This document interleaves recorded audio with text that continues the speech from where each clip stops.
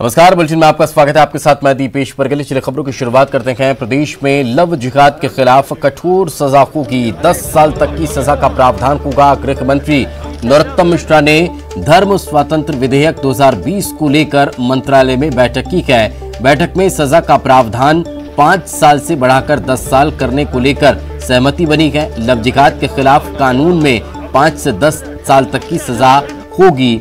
आगामी विधानसभा सत्र में ये धर्म स्वातंत्र विधेयक पेश किया जाएगा। तो आज सुबह ही इस बात को लेकर हमारे सहयोगी ने गृह मंत्री से सवाल भी किया था। जब वे मीडिया से मुखातिब हुए थे तो उन्होंने कहा था कि बैठक के बाद विस्तार से सब कुछ बताएंगे कि आखिर कौन कौन से विषय पर किन किन पॉइंट्स पर बातचीत हुई है। तो ये बड़ी खबर निकलकर सामने आ रही है कि जो सजा का प्रावधान पहले 5 साल करने को लेकर चर्चा चल रही थी, उसे 10 साल कर दिया गया है। चूंकि जब ये चर्चा शुरू हुई थी, गृह मंत्री ने जब इस मामले को लेकर बात छेड़ी थी, तभी से मध्य प्रदेश भारतीय जनता पार्टी के कई वरिष्ठ नेता इस बात को लेकर मांग कर रहे थे। सबसे पहले प्रोटेम स्पीकर रामेश्वर शर्मा ने इस बात की ओर इशारा किया और कहा कि मैं तो सरकार से यह अपील करता हूं कि और कठोर से कठोर इसमें सजा का प्रावधान हो, ताकि जमानत न मिल सके। क्योंकि 10 साल से कम की अगर सजा होती है तो जमानत मिल जाती है, लेकिन 10 साल से ज्यादा की सजा होती है तो ये गैर जमानती अपराध में दर्ज हो जाता है। तो फिर 10 साल की सजा के प्रावधान की बात उनके द्वारा कही गई थी। उसके बाद फिर दिग्गज नेता जयभान सिंह पवैया ने भी इस बात की ओर इशारा किया था और अपील की थी सरकार से कि सजा का प्रावधान बढ़ाया जाना चाहिए, ताकि आगे से कोई भी इस तरह की गलती न करे। तो ये अब एक बड़ी खबर हम आपको बता रहे हैं। धर्म स्वातंत्र विधेयक 2020 को लेकर मंत्रालय में बैठक का हुई है और इसमें एक बड़ा फैसला लिया गया है कि जो सजा का प्रावधान है वो 5 से बढ़ाकर 10 साल कर दिया गया है।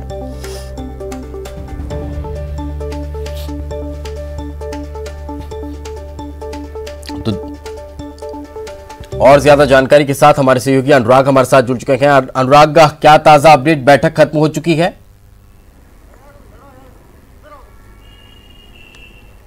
देखिए, अब से कुछ ही देर पहले ये बैठक खत्म हुई है। गृह मंत्री नरोत्तम मिश्रा की अध्यक्षता में बैठक हुई थी, जिसमें गृह विभाग के तमाम अधिकारी मौजूद रहे थे और इसमें जो गृह विभाग की तरफ से लव जिहाद के खिलाफ जो कानून का मसौदा बनना है उसको लेकर चर्चा हुई है। और अब राज्य सरकार इस कानून में 5 साल की सजा को बढ़ाकर 10 साल तक करने जा रही है। यानी कि अब इस तरीके के मामलों को लेकर 5 से 10 साल तक की सजा हो सकेगी। इसका प्रावधान जो है ड्राफ्ट के अंदर जोड़ा गया है और इसको अब आगामी विधानसभा के सत्र में लाया जाएगा। सरकार की मंशा साफ तौर पर है कि लव जिहाद के खिलाफ जो कानून बने उसको सख्त बनाया जाए, क्योंकि बीजेपी के तमाम नेता हैं, चाहे वो रामेश्वर शर्मा हो या फिर जयभान सिंह पवैया, उनकी तरफ से भी इस बात को लेकर मांग की गई थी कि जो कानून तैयार होगा उसमें सजा का प्रावधान 5 साल से बढ़ाकर 10 साल किया जाना चाहिए। तो आज जो बैठक बुलाई गई थी उसमें इन तमाम बातों को लेकर चर्चा की गई कि दूसरे राज्यों में जो कानून बना है उसमें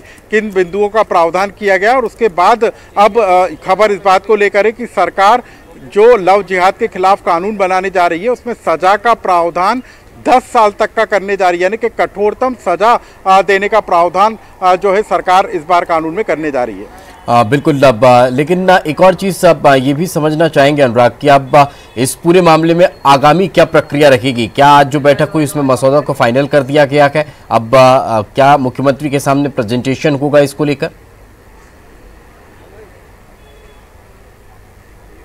बिल्कुल, देखिए, गृह विभाग ने पहले से ही मसौदा तैयार किया था और उसी मसौदे को लेकर आज मंथन किया गया था। कुछ बिंदु हैं जिनको उसमें जोड़ा जाएगा और उसके बाद मुख्यमंत्री शिवराज सिंह चौहान के सामने इस मसौदे का प्रेजेंटेशन होगा। उसके बाद शिवराज कैबिनेट की बैठक में प्रस्ताव लाया जाएगा और उसकी मंजूरी के बाद 28 दिसंबर से जो विधानसभा का सत्र शुरू होने वाला है उसमें इसको लेकर प्रस्ताव लाया जाएगा।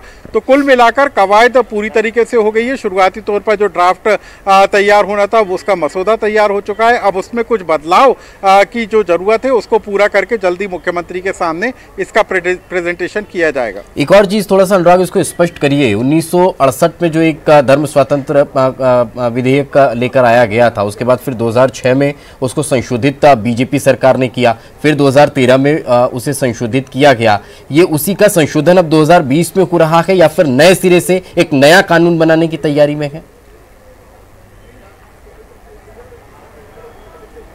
देखिए, उन पुराना जो कानून बना है उसको लेकर भी आज की बैठक में चर्चा हुई है और इस बात को लेकर भी मंथन हुआ है कि मुख्यमंत्री के सामने प्रेजेंटेशन के बाद इस बात को तय किया जाएगा कि पुराने कानून को खत्म करते हुए नए कानून को लागू किया जाए या फिर पुराने कानून में कुछ बदलाव किए जाएं। हालांकि सरकार पहले ही साफ कर चुकी है कि पुराने कानून की जगह अब नए कानून को लागू किया जाएगा, तो ऐसे में पुराने कानून के जो प्रावधान है उनको खत्म करते हुए नए मसौदे को मंजूरी दी जाएगी। इस बात को लेकर भी आज की बैठक में चर्चा हुई है, लेकिन मुख्यमंत्री के सामने जब प्रेजेंटेशन होगा उसके बाद ये तय किया जाएगा कि नए मसौदे को नए कानून को लागू किया जाए या फिर उसमें पुराने कानून में बदलाव किया जाए। चलिए, बिल्कुल, बहुत बहुत शुक्रिया इस तमाम जानकारी के लिए। तो जैसा कि हमारे सहयोगी बता रहे हैं कि अब पूरे मामले को लेकर आगे और जब प्रेजेंटेशन सीएम के सामने होगा तब इस चीज में और स्पष्टीकरण निकलकर सामने आएगा। आगे बढ़ते हैं, खबर जबलपुर से। विधायक आरिफ मसूद की जमानत याचिका पर सुनवाई पूरी हो चुकी है। हाईकोर्ट ने फैसला सुरक्षित रख लिया है। मसूद की ओर से पेश की गई दलील पुलिस ने 29 अक्टूबर को कलेक्टर ऑर्डर के उल्लंघन के दर्ज की एफआईआर, 4 नवंबर को सरकार ने जानबूझकर भड़काऊ भाषण की एफआईआर दर्ज करवा ली। जानबूझकर सरकार ने यह एफआईआर दर्ज करवाई है। सरकार का मामले पर पक्ष इनके खिलाफ अब तक 29 मामले दर्ज हो चुके हैं। धार्मिक भावनाओं को भड़काने की बात सरकार के द्वारा कही जा रही है।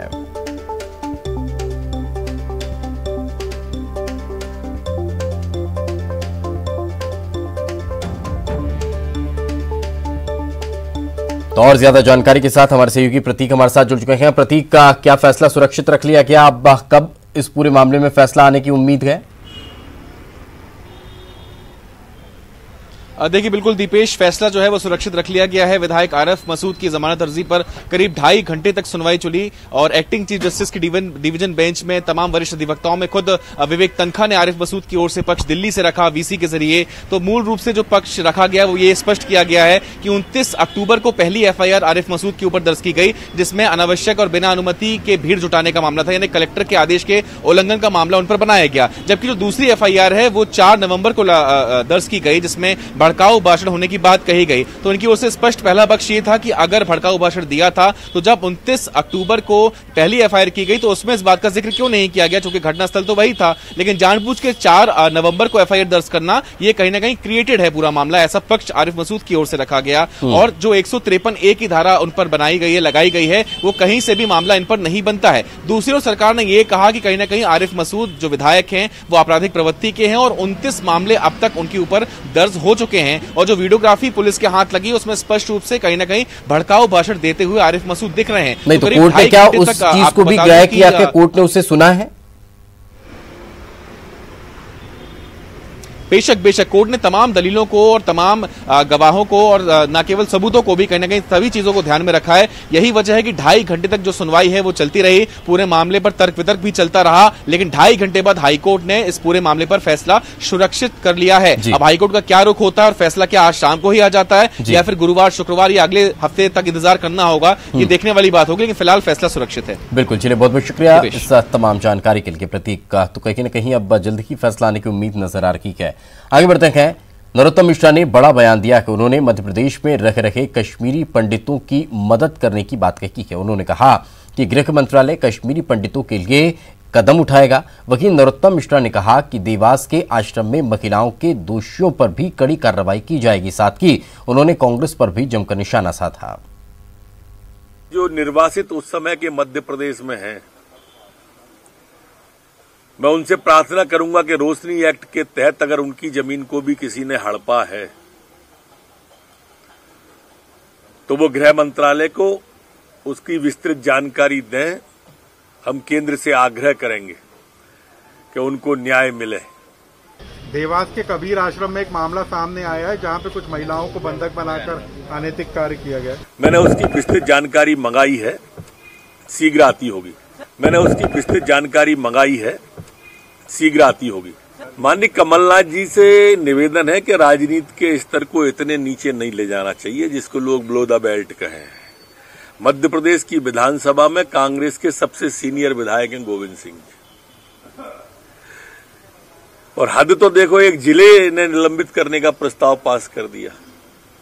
लगातार उनकी उपेक्षा जो की जा रही है, नेता प्रतिपक्ष का कह के बुला लिया यहां पर और फिर उपेक्षित सा लौटा दिया उन्हें। एक वरिष्ठ व्यक्ति हैं, मेरे मित्र हैं, इतने सीनियर हैं, हम 90 में एक साथ जीत के आए थे, तब से हमारा उनका साथ है। कांग्रेस के लोग ये जो व्यवहार लगातार कर रहे हैं उनके साथ, विभागों के बंटवारे में आप देखो क्या स्थिति कर दी थी विभागों में। सर्वाधिक सीनियर व्यक्ति को सर्वाधिक वैसे विभाग दे दिए, नेता प्रतिपक्ष को बुला लिया, अब जिला यूनिट निलंबन का प्रस्ताव, हद है माने किसी की। मध्य प्रदेश में 28 दिसंबर से विधानसभा का सत्र शुरू होने जा रहा है। पूर्व मंत्री गोविंद सिंह 3 दिन के विधानसभा सत्र पर आपत्ति जताते नजर आए। उन्होंने कहा कि 3 दिन के सत्र में जन समस्याओं पर सुनवाई नहीं हो सकती है। सत्र कम से कम 10 दिनों का होना चाहिए। साथ ही उन्होंने खुद को नेता प्रतिपक्ष की दौड़ से बाहर बताया है।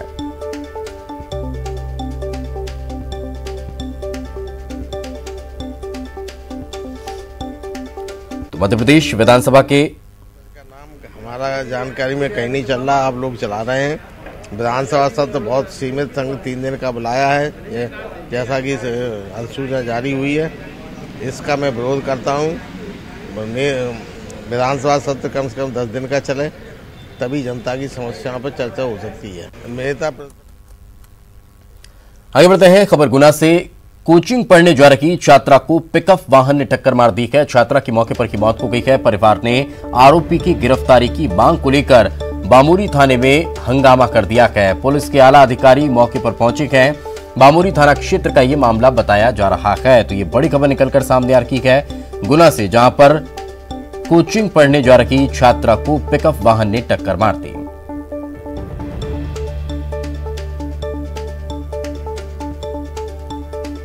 तो गुना से इस वक्त ये बड़ी खबर निकलकर सामने आ रही है। आपको बता दें, कोचिंग पढ़ने जा रही छात्रा को पिकअप वाहन ने टक्कर मार दी और इस हादसे में छात्रा की मौत हो गई है। ये बड़ा अपडेट निकलकर सामने आ रहा है गुना से, जहां पर पढ़ाई करने के लिए जा रही छात्रा को पिकअप वाहन ने टक्कर मारी और इस हादसे में छात्रा की मौत हो गई है। परिवार ने आरोपी की गिरफ्तारी की मांग को लेकर जमकर हंगामा किया।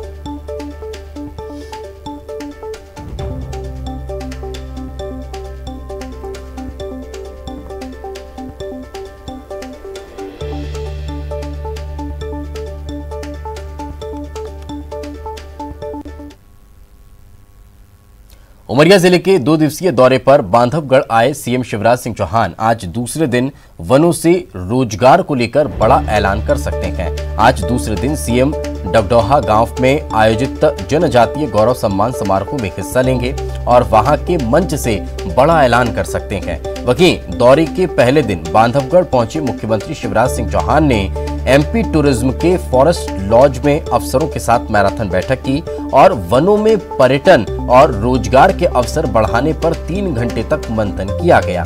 इसके पहले मुख्यमंत्री ने बांधवगढ़ से ही कोविड-19 की प्रदेश स्तरीय समीक्षा की और अफसरों को आवश्यक दिशा निर्देश दिए हैं। आज डगडोहा गांव में आयोजित जनजातीय सम्मान समारोह में शामिल सीएम होने वाले हैं। वहीं पहले दिन की बैठक के बाद मीडिया से बात करने के दौरान सीएम ने कमलनाथ सरकार पर भी निशाना साधा है।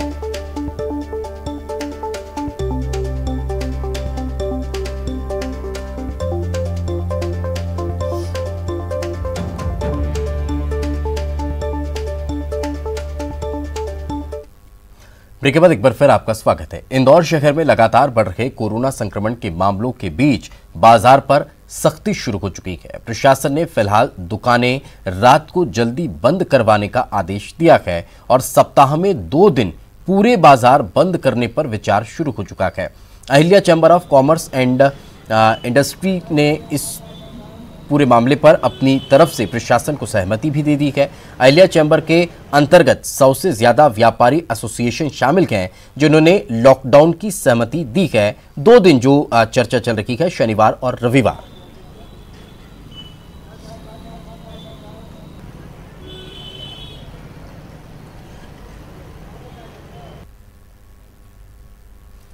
तो आपको बता दें कि लगातार कोरोना संक्रमित मरीजों की संख्या में इजाफा हो रहा है और लगातार बढ़ते कोरोना को लेकर अब प्रशासन और सख्ती के मूड में नजर आ रहा है। यही वजह है कि नाइट कर्फ्यू तो लागू हो चुका है, जो रात 8 बजे से अगले दिन सुबह 6 बजे तक रहेगा, लेकिन साथ साथ शनिवार और रविवार का दिन ऐसा होता है जो वीकेंड कहलाता है और उस समय मार्केट में भीड़ बहुत ज्यादा होती है। यही वजह है कि प्रशासन अब शनिवार और रविवार 2 दिन लॉकडाउन की संभावनाएं तलाश रहा है और इसके लिए व्यापारियों ने भी समर्थन किया है। खबर ग्वालियर से। पूर्व मंत्री इमरती देवी ने 3 युवकों के खिलाफ मामला दर्ज कराया है। ग्राम कल्याण में भाजपा नेता और पूर्व मंत्री के साथ अशोभनीय व्यवहार करने पर तीनों के खिलाफ मामला दर्ज हुआ है। मुकेश जाटव, गया प्रसाद परसेडिया व चंदन परसेडिया के खिलाफ आंतरी थाने में मामला दर्ज करवाया गया है। एफआईआर इन तीनों के खिलाफ दर्ज हुई है।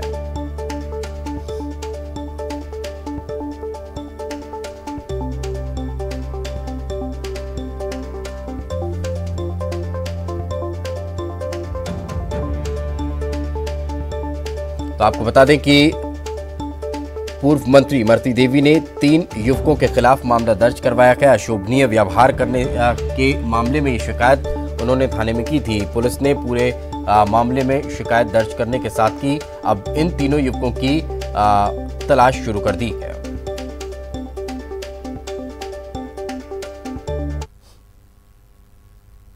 उधर ग्वालियर निकाय चुनाव से पहले नगर निगम ग्वालियर वासियों को आर्थिक झटका दे सकता है। स्वच्छता शुल्क और जलकर में वृद्धि का प्रस्ताव तैयार किया गया है। जलकर के 150 रुपये से बढ़ाकर 589 रुपये हो सकते हैं। स्वच्छता शुल्क भी 63 रुपये से बढ़ाकर 375 रुपये किया जा सकता है। इंडस्ट्रियल इलाके में भी शुल्क दोगुना करने के लिए जो तैयारी अब है की जा रही है। नगर निगम ने प्रस्ताव मंजूरी के लिए भोपाल भेज दिया है। अब देखना यही होगा कि क्या ये शुल्क इस हद तक बढ़ाया जा सकता है। अगर ये बढ़ता है तो फिर इसका विरोध भी देखने को मिल सकता है। मंदसौर पुलिस ने बेलारी गांव में पुलिस टीम पर हमले के आरोपियों को सरे बाजार घुमाने का काम किया है। साथ ही पुलिस ने आरोपियों को बीच बाजार खूब डंडे बरसाए भी हैं और उठक बैठक भी लगवाई है। दरअसल बेलारी गांव में पुलिस ने 20,000 के इनामी बदमाश अमजद लाला को गिरफ्तार करने के लिए गई हुई थी। इस दौरान पुलिस पर फायरिंग की गई थी, जिसके बाद फिर इनकी गिरफ्तारी हुई है। तारीख ये है, एक गुलशेर मैन जो था उसका रोल मैन था, वो पकड़ाया है अभी, और गुलशेर के अलावा यूसुफ और गुलबाग पकड़ा है। ऐसे हमने गुलनवाज, ऐसे हमने 3 आरोपी को पकड़ा है।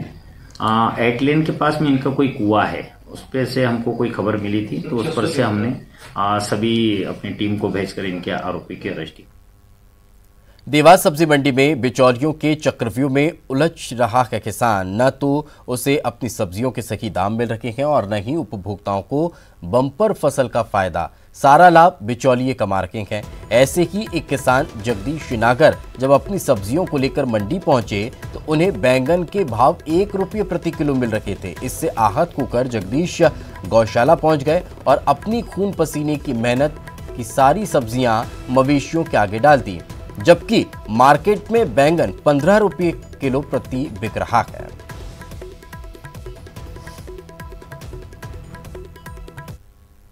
भाव नहीं मिलने की वजह से हमको गाय को खिलाना पड़ रहा है। क्या मानता है आप, इतने उम्मीद से फसल उगाते हो और कहीं ना कहीं इस तरह से आपको अपने मवेशी को खिलाना पड़ रही है? वही कारण कि भैया भाव नहीं मिल रहा है और मंडी में माल नहीं बिक रहा है। पन्ना टाइगर रिजर्व में लगातार बाघों के कुनबे में बढ़ोतरी हुई है और यही कारण है कि अब एक साथ 2-2 बाघ नजर आ रहे हैं। एक साथ कई बार पर्यटकों को पहले एक बाघ भी नजर नहीं आता था, अब दो एक साथ दिखाई दे रहे हैं। रिजर्व में P151 और एक दूसरे गैर रेडियो कॉलर वाला बाघ पर्यटकों को दिखाई दिया है, जिसके बाद डर और रोमांच के बीच लोगों ने यह नज़ारा अपने आंखों और कैमरे में कैद कर लिया है। आपको बता दें कि पन्ना टाइगर रिजर्व में 54 से ऊपर बाघों का कुनबा हो चुका है और अब स्थिति यह है कि यहां घूमने वाले पर्यटकों को प्रतिदिन बाघों का दीदार हो रहा है।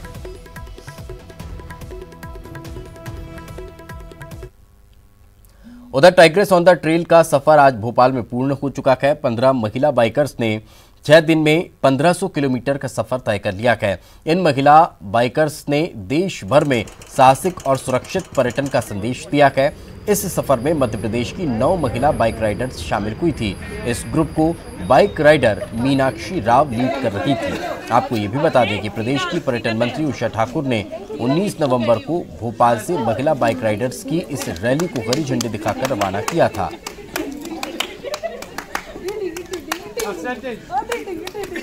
ये खुशी भी आप इन राइडर्स के चेहरे पर देख सकते हैं।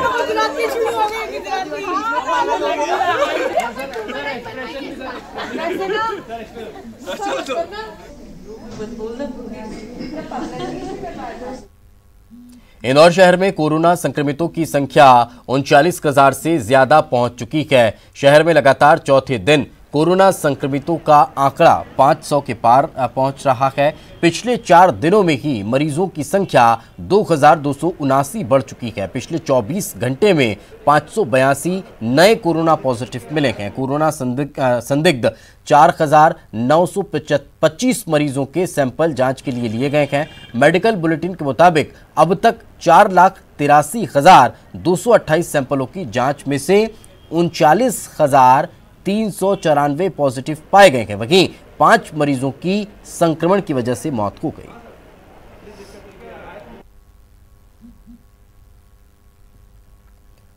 कोरोना के बढ़ते संक्रमण के चलते इंदौर के अस्पतालों में एक बार फिर से बेड की कमी महसूस होने लगी है। इसे देखते हुए कलेक्टर मनीष सिंह ने निर्देश दिए हैं कि 1 माह तक इलेक्टिव सर्जरी को बंद कर दिया जाए। कलेक्टर ने 1800 बेड और बढ़ाने के लिए कहा है। इसमें एक बार निजी अस्पतालों में दूसरे मरीजों को प्रभावित नहीं करते हुए कोरोना मरीजों के बेड की व्यवस्था की जाएगी। चाचा नेहरू कैंसर अस्पताल में ऑक्सीजन लाइन डालने पर वहां भी 200 मरीजों के लिए व्यवस्था हो सकेगी।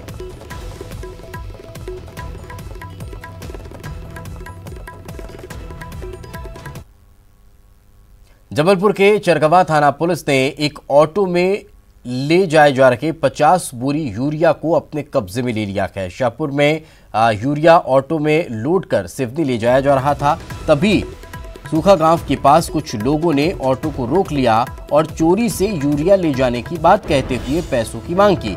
सूचना के बाद इस पूरे मामले में कार्रवाई देखने को मिली।